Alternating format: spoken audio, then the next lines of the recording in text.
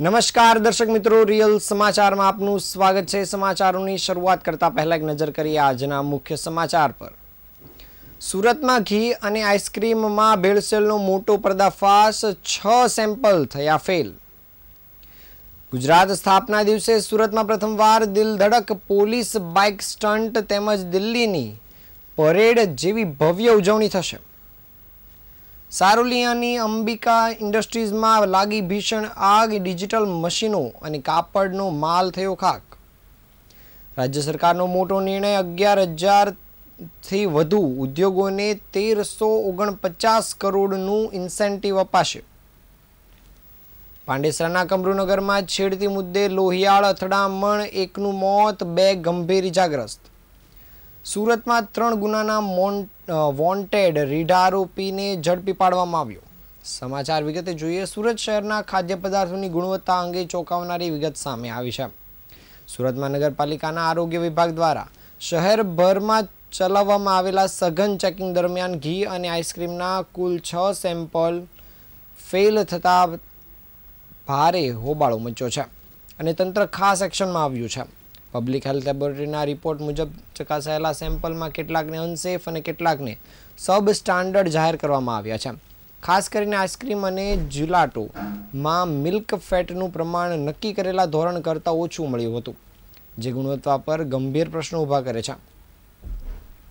તપાસ દરમિયાન બહાર આવ્યું છે કે કોસાડ વિસ્તારમાં આવેલ ન્યૂ આદિનાથ ડેરીના ગોડાઉનમાંથી મળેલા 4 ઘીના સેમ્પલ એકસાથે ફેલ થયા છે।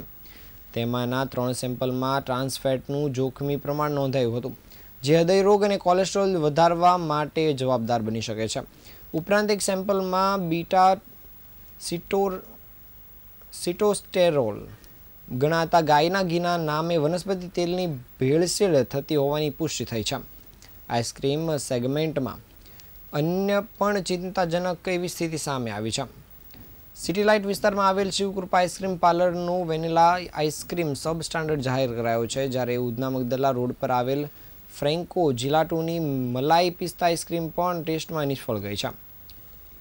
આ પ્રમાણે સુરત મહાનગરપાલિકાના આરોગ્ય વિભાગે કડક વલણ અપનાવી ભેળસેળ કરનારાઓ સામે કાર્યવાહી શરૂ કરી છે। શહેરભરમાં ઘી અને આઈસ્ક્રીમ વેચતા એકમો પર સઘન ચેકિંગ હાથ ધરવામાં આવ્યું છે।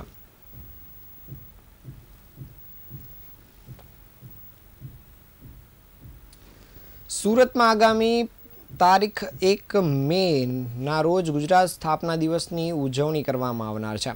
આ રાજ્યકક્ષાની ઉજવણીના અવસરે પ્રથમવાર સુરતીઓને 26મી જાન્યુઆરીએ દિલ્હીના રાજપથ પર જોવા મળતા પોલીસ જવાનોના દિલધડક બાઇક સ્ટન્ટ જોવા મળશે। વાય જંકશન ખાતે યોજાનારા આ શાનદાર આયોજનમાં શૌર્ય અને સંસ્કૃતિનો અદ્ભુત સમન્વય સર્જાશે। સુરત શહેરના ઇતિહાસમાં પ્રથમવાર 1 મે ગુજરાત ગૌરવ દિવસ નિમિત્તે દિલ્હીની પરેડ જેવી ભવ્યતા સુરતમાં જોવા મળશે। સામાન્ય રીતે 26 જાન્યુઆરીના રોજ દિલ્હીમાં પોલીસ અને સુરક્ષા દળો દ્વારા જે રીતે બાઇક પર દિલધડક કરતબો કરવામાં આવે છે, તેવો જ નજારો હવે સુરતના વાય જંકશનથી લાલભાઈ કોન્ટ્રાક્ટર સ્ટેડિયમ સુધીના માર્ગ પર જોવા મળશે। સુરત પોલીસના જવાનો આ માટે દિવસ રાત મહેનત કરી રહ્યા છે। આ પરેડમાં માત્ર શક્તિ પ્રદર્શન જ નહીં, પરંતુ સુરતની જનતાને શૌર્ય અને શિસ્તના દર્શન કરાવવાનો મુખ્ય હેતુ છે। પોલીસ ઉચ્ચ અધિકારીઓની દેખરેખ હેઠળ જવાનોએ ફાઇનલ રિહર્સલ પૂર્ણ કર્યું છે। આ પરેડની સૌથી મોટી વિશેષતા એ છે કે તેમાં ભારતની ભાતીગળ સંસ્કૃતિને વણી લેવામાં આવી છે। પોલીસ જવાનો પરંપરાગત કચ્છી પહેરવેશ ધારણ કરી ચાલતી બાઇક પર સવાર થઈને હાથમાં તલવાર વીંઝતા જોવા મળશે। નવાઈની વાત એ છે કે આ જવાન ચાલતી બાઇક પર કોઈ પણ આધાર વગર ઊભા રહીને સંતુલન જાળવશે।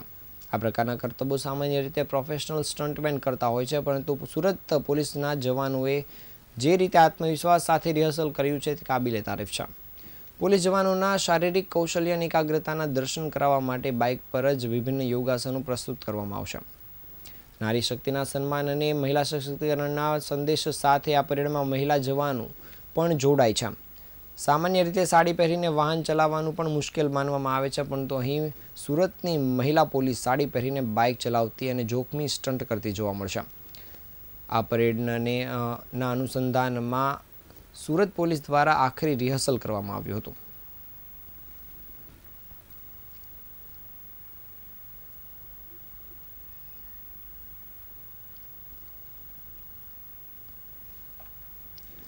સુરતના સારોલી વિસ્તારમાં આવેલ અંબિકા ઇન્ડસ્ટ્રીયલ એસ્ટેટમાં ગત રોજ મોડી રાત્રે આગની ઘટના બનવા પામી હતી. ત્રણ માળની ઇમારતમાં બીજા માળે આવેલી એમ્બ્રોઇડરીના ખાતામાં અચાનક આગ લાગતા સમગ્ર વિસ્તારમાં અફરાતફરીનો માહોલ સર્જાયો હતો. ઘટનાની જાણ થતાં જ ફાયર બ્રિગેડની 9 જેટલી ગાડીઓ કાફલા સાથે ઘટનાસ્થળ પર દોડી આવી હતી અને ભારે જહેમત બાદ આગ પર કાબૂ મેળવ્યો હતો. સારોલીની અંબિકા ઇન્ડસ્ટ્રીઝમાં મોડી રાત્રે જ્યારે શાંતિનો માહોલ હતો ત્યારે અચાનક એક એમ્બ્રોઇડરીના એકમમાં ધુમાડાના ગોટે ગોટા નીકળવા લાગ્યા હતા. જોતજોતામાં આગે વિકરાળ સ્વરૂપ ધારણ કર્યું હતું અને આ આગ બિલ્ડિંગના બીજા માળે લાગી હોવાથી આસપાસના અન્ય એકમોમાં પણ આગ ફેલાવાનો ડર પેસી ગયો હતો, જેના કારણે સ્થાનિકો અને શ્રમિકોમાં ભારે ગભરાટ ફેલાયો હતો. ઘટનાની જાણ થતાં જ સુરત ફાયર વિભાગ તુરંત જ એક્શનમાં આવ્યું હતું અને અલગ અલગ સ્ટેશનોની ગાડીઓ રવાના થઈ હતી. ફાયર ફાઇટરોએ 4 બાજુથી પાણીનો મારો ચલાવી આગ પર મહા મહેનતે કાબૂ મેળવ્યો હતો. આ ભીષણ આગમાં ઇન્ડસ્ટ્રીઝમાં રહેલા કિંમતી ડિજિટલ એમ્બ્રોઇડરી મશીનો, કાપડનો જથ્થો તેમજ ફર્નિચર બળીને ખાખ થયો છે.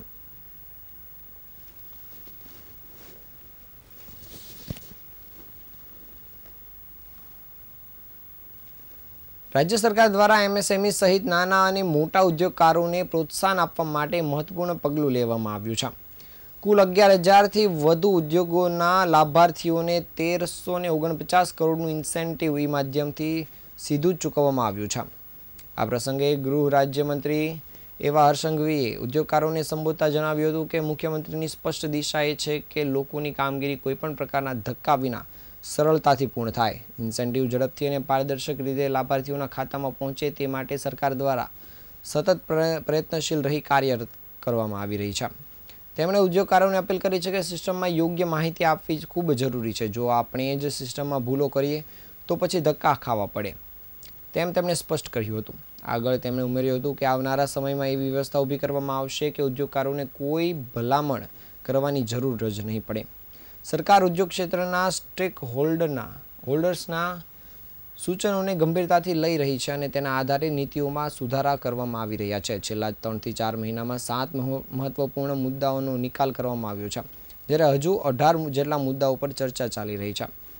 હર્ષ સંઘવીએ જણાવ્યું હતું કે ગુજરાતમાં ગાર્મેન્ટ સેક્ટરમાં વિશાળ તકો છે અને આવનારા સમયમાં રાજ્યના આ ક્ષેત્રમાં આગેવાન બનનાર છે. ટ્રાઇબલ વિસ્તારમાં મહિલાઓને રોજગારી મળી રહે તે માટે પણ ખાસ પ્રયાસો ચાલી રહ્યા છે. અંતે તેમણે જણાવ્યું હતું કે ઉદ્યોગકારોને ગાંધીનગર સુધી ધક્કા ન ખાવા પડે તે માટે જિલ્લામાં જ સુવિધાઓ ઉપલબ્ધ કરાવવામાં સરકાર પ્રતિબદ્ધ છે.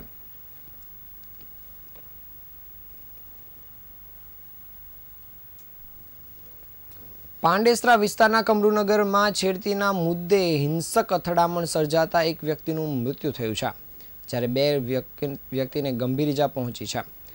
ઘટનાને પગલે આ વિસ્તારમાં તંગદિલીનો માહોલ સર્જાયો છે. મળતી માહિતી મુજબ સાળીની છેડતીનો વિરોધ કરવા ગયેલ પરિવારના સભ્યો પર 5 શખ્સોએ જીવલેણ હુમલો કર્યો હતો. આરોપીઓએ અમારા છોકરાઓ તો આમ જ રહેશે કહીને પરિવાર પર હુમલો કર્યો હતો. આ હિંસક અથડામણ દરમિયાન એક વ્યક્તિને ગંભીર ઇજા પહોંચતા તેનું મૃત્યુ થયું છે, જ્યારે અન્ય 2 વ્યક્તિને તાત્કાલિક સારવાર માટે હોસ્પિટલમાં ખસેડવામાં આવ્યા છે. ઘટના કમરૂનગરની નવી ટેનામેન્ટ વિસ્તારમાં બની હોવાનું સામે આવ્યું છે અને પોલીસે મામલો ગંભીરતાથી લઈ તપાસ તેજ કરી છે અને આરોપીઓને ઝડપી પાડવા માટે ચક્રો ગતિમાન કર્યા છે. તો બીજી તરફ પીડિત પરિવાર દ્વારા ન્યાયની માંગ પણ ઉઠાવવામાં આવી છે, જ્યારે પોલીસે વિસ્તારના કાયદો વ્યવસ્થા જળવાઈ રહે તે માટે વધારાનો બંદોબસ્ત પણ ગોઠવ્યો છે.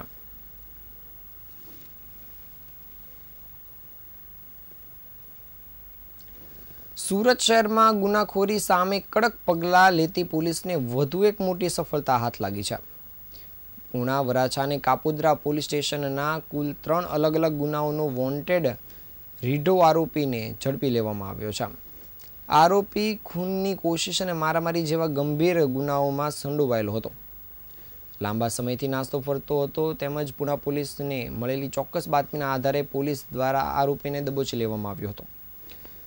શહેરમાં શરીર સંબંધિત ગુનાઓ ઉકેલવા માટે સુરત પોલીસે ખાસ ઝુંબેશ શરૂ કરી છે, જેમાં નાસ્તા આરોપીઓને ઝડપી પાડવા માટે પોલીસ કામગીરી કરી રહી હતી. તે દરમિયાન જ મળેલી બાતમીના આધારે પોલીસે આરોપીની ધરપકડ કરી છે. પોલીસે કલ્પો કોળીની ધરપકડ કરી આ અભિયાનમાં મહત્વપૂર્ણ સફળતા મેળવી છે. પોલીસના મતે આ પ્રકારની કામગીરીથી શહેરમાં ગુનાખોરી પર અંકુશ લાવવામાં મદદરૂપ થશે.